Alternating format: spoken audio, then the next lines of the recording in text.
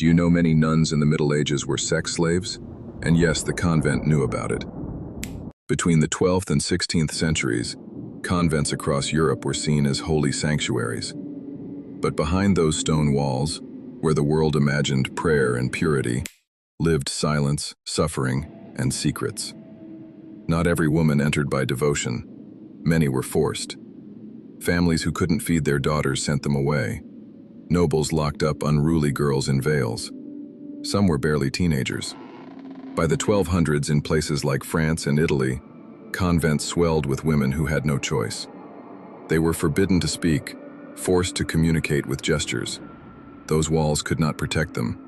Priests came, nobles came, even traveling men found ways in. And what followed wasn't prayer, it was abuse. By the 14th century, church records quietly mention fallen nuns, punished for sins they never chose to commit. Many became pregnant. Some tried to hide their growing bellies under robes. Others gave birth in secret. Terrified a baby's cry would expose them.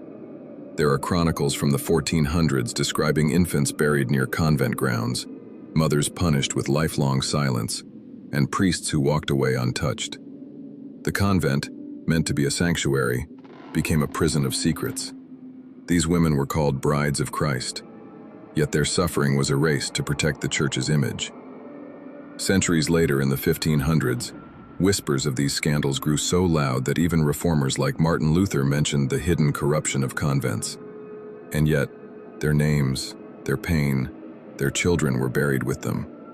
So when you picture a convent, don't just imagine hymns and prayer. Imagine the voices that were silenced, the babies who never saw daylight, the women who carried shame that was never theirs to bear. So ask yourself, how holy were the walls that hid so much sin?